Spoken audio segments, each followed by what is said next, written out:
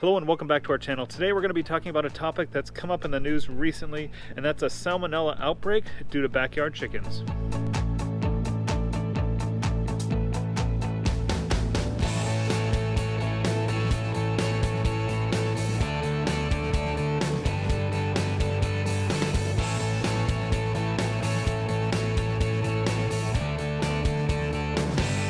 Thanks guys for watching, we really appreciate it. If you would consider please clicking on the subscribe button and clicking on the bell icon to be notified when all of our videos do come out. So according to the CDC on June 23rd, 2020, about 465 cases of Salmonella were reported from 42 different states. And 86 of those 465 were actually hospitalized. And out of those 465 cases of Salmonella were reported, 31% of those cases came from children under the age of 5. So why is this important to us? Well, evidence shows that these cases are actually linked to backyard poultry. So the CDC actually conducted interviews with 226 of these cases, and they found that 179 cases, or 79% of them, actually had ties to backyard chickens. And those people actually reported buying chickens from local hardware stores, from feed stores, online stores, that kind of thing. While this is no coronavirus, or whatever you make of that, it's not a huge deal, but we do need to keep this in mind that Salmonella is a big issue when we're dealing with chickens, especially backyard chickens. So let's talk about what is Salmonella to begin with. So Salmonella is the most frequently reported type of foodborne illness reported in the United States. And you can't touch, taste, or smell it, so it's hard to see where it's at.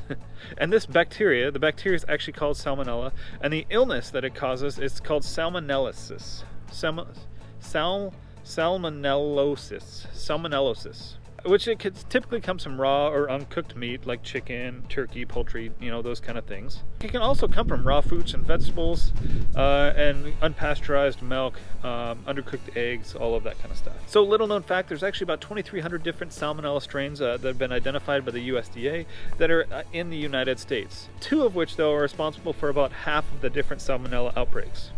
And those are Salmonella enteritis and Salmonella typhimurium. Apologize for the pronunciation, guys. What do the symptoms look like when you get Salmonella? Big thing is diarrhea, right?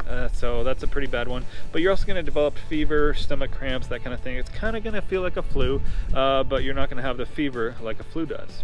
And they're going to start appearing about 5 to 6 days after exposure. And that illness will last only about 4 to 7 days after that, and typically it goes away on its own.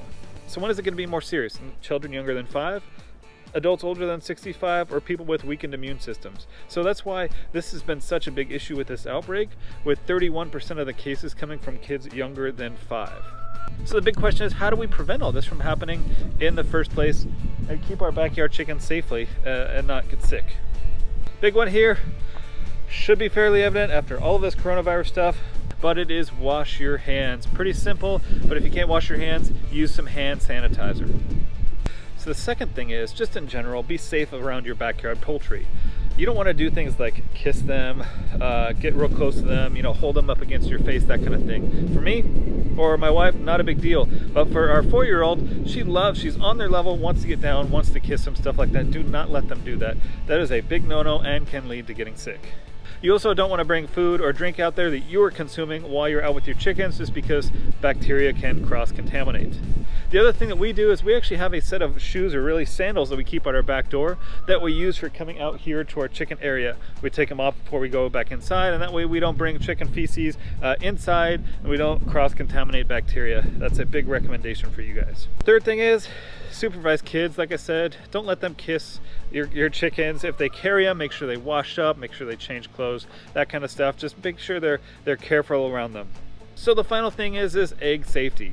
You want to make sure you're collecting your eggs as often as possible every day, preferably at least 2 or 3 times a day, to make sure they don't sit in the coop for a long period of time and really collect feces on them. You also want to clean off any feces, dirt, that kind of stuff on your eggs if they do have that on them.